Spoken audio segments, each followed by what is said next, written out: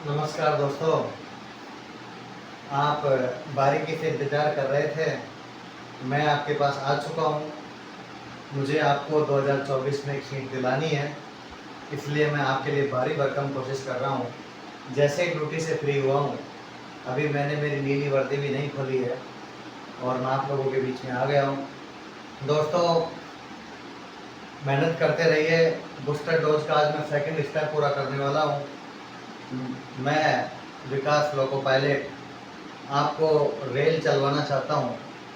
मैं कोशिश करता हूँ कि आप रेल चलाओ। मैं चाहता हूँ कि आपकी रेलवे में एक सर्विस हो और 2024 आपके लिए 2 से 3 नौकरी प्रदान करे। 2024 में आपको 3 से 4 नौकरी मिले, हर एग्ज़ाम में आप सर्विस दे सको। दोस्तों, बूस्टर डोज सेकंड के लिए मैं आज यूनिट डिजिट पर आ गया हूँ, इकाई अंक पर आ गया हूँ। इकाई अंक का क्वेश्चन मोस्टली आपने देखा है कि अधिकतर रेलवे ट्रेंडिंग में चलता है। एक पेपर के बाद, एक पाली के बाद, एक इनिंग के बाद सेकंड इनिंग में इकाई अंक देखा जाता है। आज मैं आपको इसका बेसिक कंसेप्ट समझाने का प्रयास करूंगा। यदि आपको बेसिक कंसेप्ट समझ में आता है तो आपको कोई परेशानी नहीं होगी। दोस्तों आइए चलते हैं। दोस्तों, इकाई का अंक का मतलब है, आप लोग भली बात ही समझते हो, इंग्लिश वाले यूनिट डिजिट का मतलब है कि जैसे 360 आपके पास कोई संख्या है तो इसमें आपके पास इकाई का अंक क्या है? 0। ढंग से समझिए, धीरे धीरे मैं आपके सारे प्रॉब्लम दूर करने का प्रयास करूंगा। 360 360 आपके पास कोई संख्या है, इसमें आपके पास यूनिट डिजिट क्या है? 0। चाहे आप कितनी भी बड़ी संख्या लिख लो,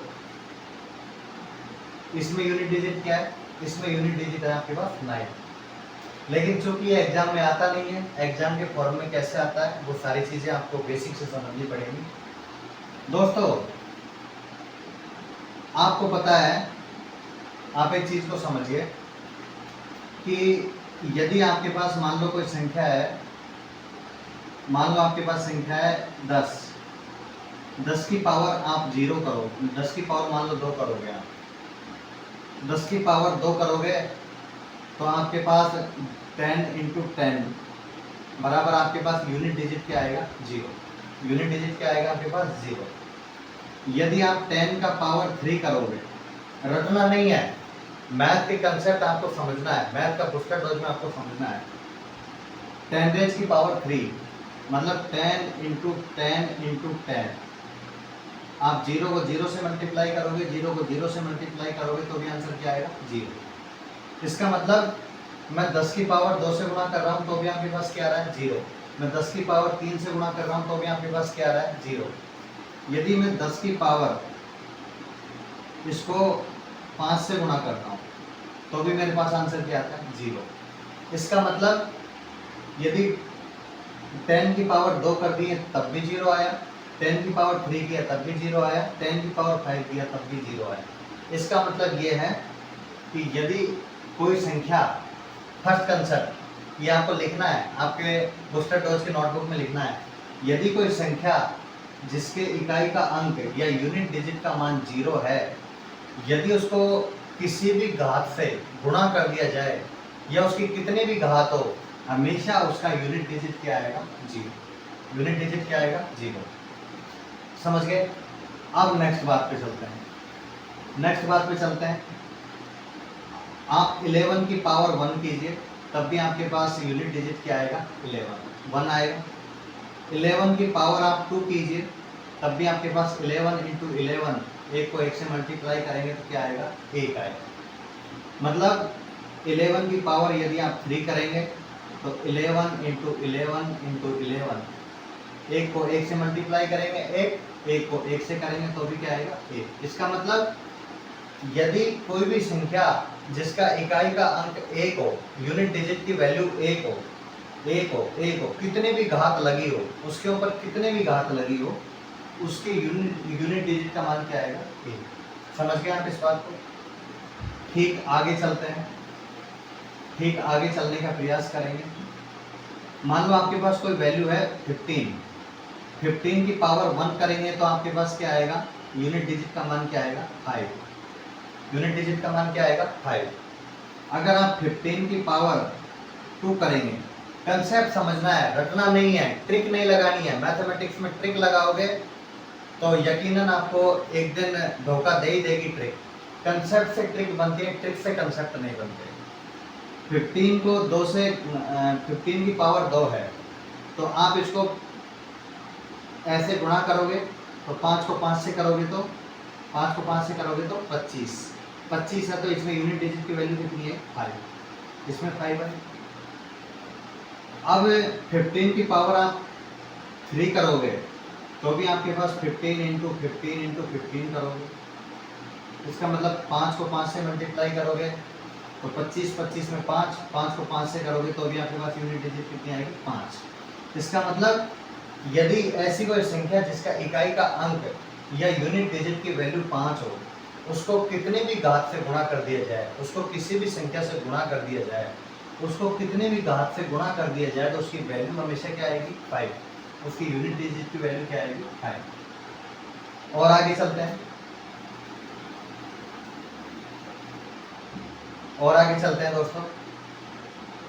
दोस्तों मान लो आपके पास कोई 6 है, 6 की पावर आपने 1 किया तो आपके पास वैल्यू कितनी है 6 की पावर यदि आप 2 करोगे, 6 की पावर यदि आप 2 करोगे तो 6 को 6 से मल्टीप्लाई करेंगे तो 6 को 6 से मल्टीप्लाई करेंगे तो 36 में यूनिट डिजिट क्या आया 6, यूनिट डिजिट क्या आया 6 को 3 से मल्टीप्लाई करोगे तो 6 को 6 से मल्टीप्लाई करोगे, फिर 6 से मल्टीप्लाई करोगे तो 6 को 6 से किया तो 36 में क्या आया 6 को 6 से किया तो क्या आया 36, और 36 में यूनिट डिजिट क्या आया 6। इसका मतलब यदि कोई संख्या कितनी भी बड़ी संख्या हो, यदि उसकी यूनिट डिजिट की वैल्यू या इकाई अंक का मान, इकाई अंक की वैल्यू अगर 6 है तो उसके ऊपर कितने भी घात लगा दो, हमेशा इकाई का अंक क्या आएगा 6, इकाई का अंक क्या आएगा 6। आप इस बात से दोस्तों क्या निष्कर्ष निकाला आपने निष्कर्ष निकाला होगा कि 0 हो, 1 हो, 5 हो, 6 हो, इनमें से कोई भी संख्या हो, इनमें से कोई भी आपके पास संख्या हो, यदि इसको किसी भी पावर से गुणा कर दिया जाए, किसी भी पावर से यदि आप गुणा कर दोगे तो हमेशा यूनिट डिजिट की वैल्यू इनके बराबर ही आएगी। एग्जाम्पल समझते हैं दोस्तों, एग्जाम्पल समझते हैं। 1 की पावर 242 क्वेश्चन पूछेगा, बेसिक क्वेश्चन पूछता है, ग्रुप डी में आया हुआ क्वेश्चन है ये। 1 की पावर 242, 1 की पावर 242 है, यदि इनमें से कोई संख्या हो 0, 1, 5, 6, इनमें से यदि कोई संख्या हो, उसकी कितनी भी घात लगा दी जाए, उसके कितने भी घात लगा दो, 242 लगा दो, 5000 घात लगा दो, 10,000 घात लगा दो, 15,000 घात लगा दो, 1 की पावर 242, तो उसका यूनिट डिजिट की वैल्यू क्या आएगी 1, उसकी यूनिट डिजिट इकाई का अंक क्या आएगा 1। यदि कोई आपसे पूछे कि 101 की पावर 35, 101 की पावर 35, तो इसके वैल्यू क्या आएगा, इसका इकाई का अंक क्या आएगा, किसी भी संख्या के लास्ट में यदि इकाई का अंक 1 है, इनमें से कोई एक इकाई का अंक हो किसी भी संख्या के अंक में, जैसे इस क्वेश्चन में ये क्वेश्चन दिया, इसमें इकाई का अंक आपके पास 1 आया, तो इसकी कितनी भी घात लगी हो, हमेशा इकाई का अंक क्या आएगा 1 ही आएगा। समझ गए ना? जैसे आपसे कोई कहे कि 166 की पावर 25, इसका यूनिट डिजिट क्या आएगा, इसका यूनिट डिजिट आपसे कोई पूछे तो इसका यूनिट डिजिट क्या आएगा 0, 1, 5, 6, इसमें से यदि कोई संख्या हो और इकाई का अंक 6 है, ये 0, 1, 5, 6 है, ये इकाई के अंक में रहने चाहिए। ये जो 4 नंबर है ना, ये किसी भी संख्या के इकाई के अंक में यूनिट डिजिट में रहने चाहिए। अब यूनिट डिजिट में क्या आ गया 6, तो 6 की कितनी भी पावर लगा, तो पावर नहीं देखना एग्जाम में, यही टाइम मैनेजमेंट है। आपको ये देखना है कि इकाई का अंक 0 है क्या, इकाई का अंक 1 है क्या, इकाई का अंक 5 है क्या, इकाई का अंक 6 है क्या। यदि इनमें से है तो आपको घात पावर देखनी नहीं है, आपको डायरेक्ट 6 है तो इसका आंसर भी क्या आएगा 6। यहाँ तक बात समझ में आ गई होगी। तो मैं आपको एक रूल लिखा देता हूँ उस रूल को आप ढंग से समझिए, उस रूल को लिख लीजिए आप आपकी कॉपी में। यदि किसी संख्या के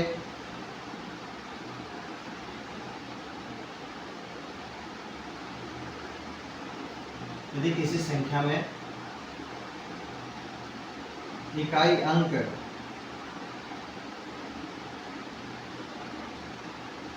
0, 1, 5, 6 हो तो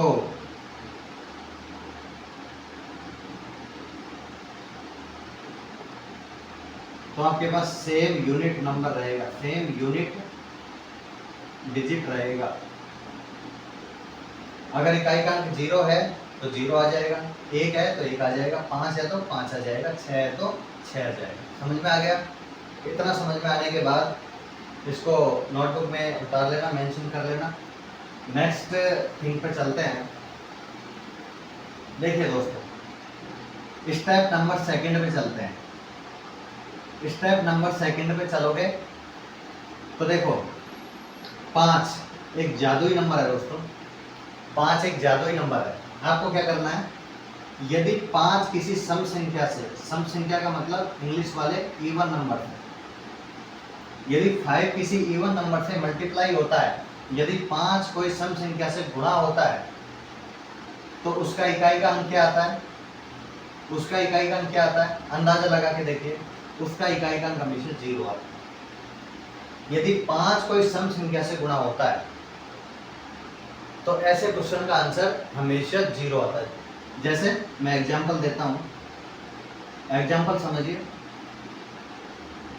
1525 इंटू 1632 इंटू, इसका आपसे कोई यूं पूछ ले, मान लो आप रास्ते में जा रहे हो, आपसे पूछ ले विकास सर के पास बूस्टर डोज पढ़ के आए हो, विकास सर ने आपको बूस्टर डोज पढ़ाया है, तो इसका हमको 2 सेकंड के अंदर इकाई का अंक यूनिट डिजिट निकाल के बताओ। तो मैंने आपको क्या बताया, 5 एक जादुई नंबर है, 5 एक जादुई नंबर है। किसी भी क्वेश्चन को करने से पहले आपके मन में एक बात आ रही होगी, सर एग्जाम में हमको कैसे पता लगेगा कि क्या करना है? मैं वही चीज बता रहा हूँ, एग्जाम के अंदर आपको सबसे पहले 5 देखना है, सबसे पहले आपको 5 देखना है, 5। सबसे पहले आपको 0, 1, 5 और 6 देखना है। यदि इनमें से कोई मिलता है तो ठीक है, नहीं मिलता है, नहीं मिलता है तो इस पे आते हैं। 5 एक जादुई नंबर है, आपको ये देखना है कि इसमें 5 मिल रहा है। सर ने बताया था, विकास सर ने बताया था 5 है इसमें, तो 5 के आगे मैंने ये भी कहा था कि सम संख्या से गुणा होगा, तो ये सम संख्या है, इवन नंबर है। लास्ट में जिस इवन नंबर वो नंबर होता है, सम संख्या वो संख्या होती है जिसमें यूनिट डिजिट में 0, 2, 4, 6, 8 लगा हो। मतलब ये सम संख्या है, ये सम संख्या है, तो 5 को सम संख्या से गुणा करेंगे। मान लो 5 को सम संख्या से गुणा करेंगे तो हम उनको डायरेक्ट कितना करना, 0। आगे करने की जरूरत नहीं है, आगे करने की जरूरत नहीं है, आपको 5 लिखा हुआ मिलना चाहिए और एक सम संख्या मिलनी चाहिए। एक सम संख्या यदि आपके पास है क्वेश्चन में, और यदि एक 5 नंबर आपके पास है, एक इकाई का अंक 5, ये सारा खेल इकाई के अंक में होना चाहिए। बीच में 20 से कुछ नहीं होगा, बीच में तो आपके पास 4 हो, कोई दिक्कत नहीं है। लेकिन यदि इकाई का अंक 5 है और यदि इकाई के अंक में कुछ सम नंबर है, इवन नंबर है, तो हमेशा इकाई का अंक क्या आएगा, 0। आपको ये नहीं सोचना है सर इधर 109 होता, मान लो इधर 5 ही होता और इधर 107 होता, तो इसका आंसर क्या आता? आपको कुछ नहीं करना है, सबसे पहले फर्स्ट ऑफ ऑल मेरी बात मानना है, फर्स्ट ऑफ ऑल आपको 5 देखना है। 5 यदि आपको मिलता है तो आपको सम संख्या का इकाई का अंक देखना है। मान लो सम संख्या 2 है, ये 5 को जब ये 5 ये 2 से मल्टीप्लाई होके 0 बना देगा, तो आगे आपको देखने की जरूरत नहीं है। ऐसे क्वेश्चन का आंसर क्या आएगा, 0, क्योंकि जो 0 से टकराएगा वो 0 हो जाएगा। 0 सबसे ताकतवर संख्या है दोस्तों, 0 से जो टकराएगा वो 0 हो जाएगा। इसका मतलब आपको किसी भी हालत में 5 देखना है। 5 को यदि 5 के साथ यदि कोई सम संख्या 2 मिलती है, 4 मिलती है, 6 मिलती है, 8 मिलती है और 0 मिलेगी तो ऑटोमेटिक आपके पास 0 रहेगा। तो आपका आंसर क्या आ जाएगा 0। आगे आपको संख्या देखने की जरूरत नहीं। ठीक है दोस्तों, ठीक वैसे ही जैसे देखो दोस्तों, एक क्वेश्चन ये देखा गया है, पिछली बार एएलपी में क्वेश्चन आया था 1755 इंटू 102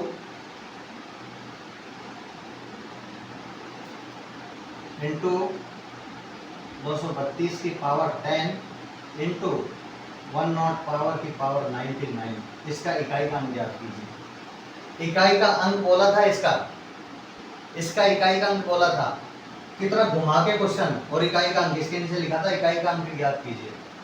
कितना घुमा दिया था ना क्वेश्चन, आधे लोग घबरा गए थे कि ये क्या क्वेश्चन दे दिया, ऐसा क्वेश्चन आज तक नहीं देखा, बुक में भी नहीं देखा ऐसा क्वेश्चन। और ये क्वेश्चन रेलवे का क्वेश्चन है, एएलपी में आया हुआ क्वेश्चन है, मेंस में आया था ये।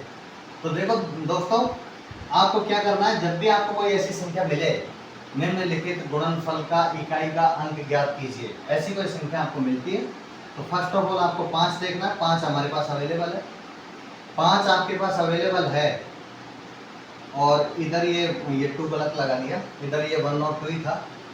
तो आपको क्या करना है, 5 आपके पास अवेलेबल है।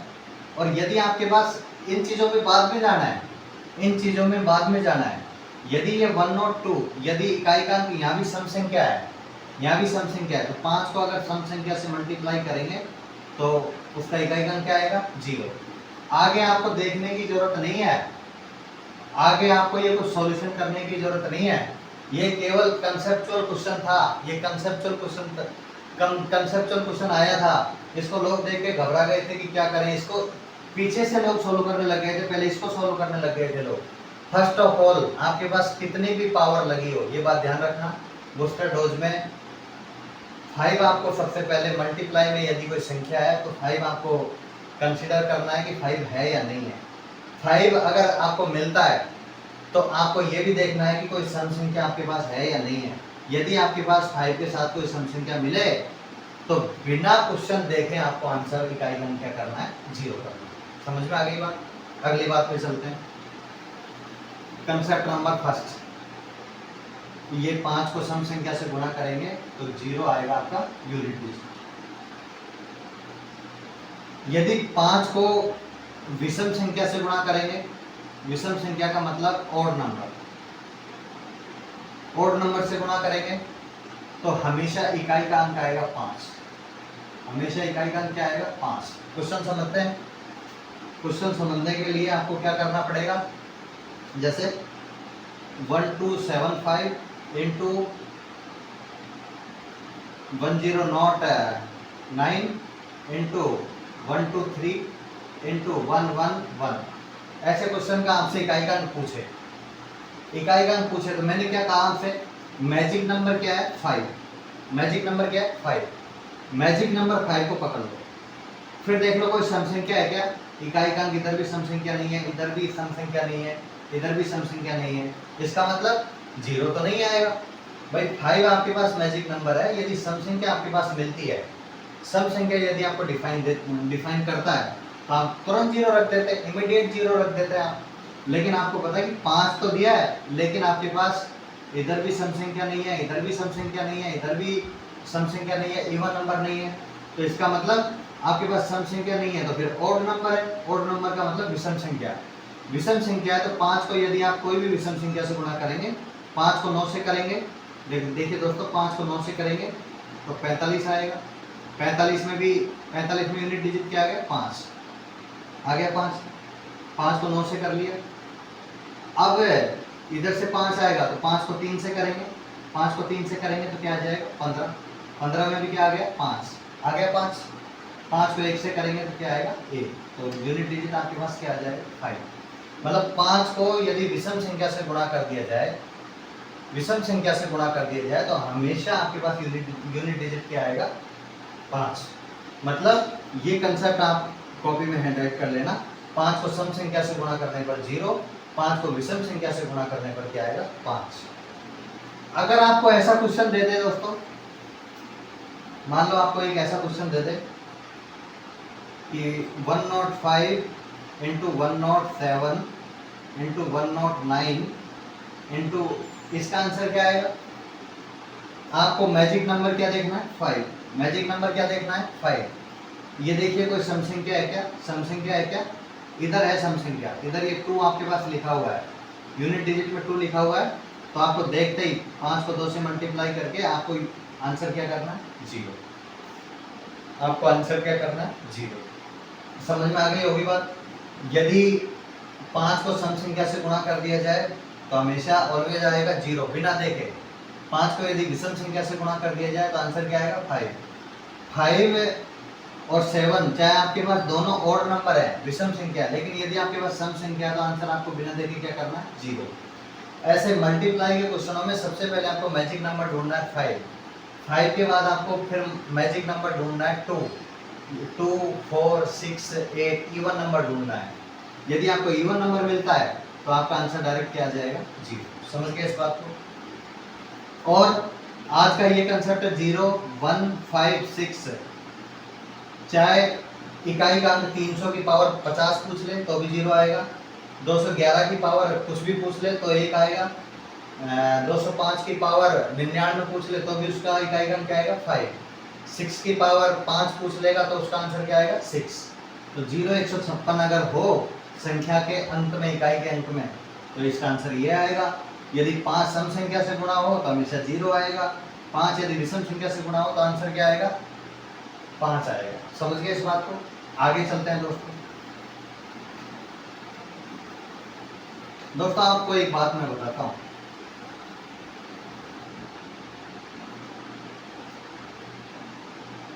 टू की पावर 1 किया, आंसर कितना आया? 2। 2 की पावर 2 किया, आंसर कितना आया? 4। 2 की पावर 3 किया, आंसर कितना आया? 8। ढंग से समझना, कंसेप्ट कंसेप्ट है, बहुत बेहतरीन कंसेप्ट है, बताया नहीं होगा आज तक किसी ने भी। 2 की पावर 4 तो आंसर कितना आएगा? 16। और 2 की पावर 5 आंसर आएगा 32। 32 में इकाई का अंक क्या है? 2। इसमें इकाई का अंक क्या है? 2। ये स्टेप नंबर 3 है दोस्तों। हालांकि इसकी बात मैं कल करूंगा, लेकिन मैं आपको बता देता हूँ इसका बेसिक। 2 की पावर 1 बराबर 2, 2 की पावर 2 बराबर 4, 2 की पावर 5 बराबर 32। आपने देखा होगा कि इसमें इकाई का अंक क्या है? 2।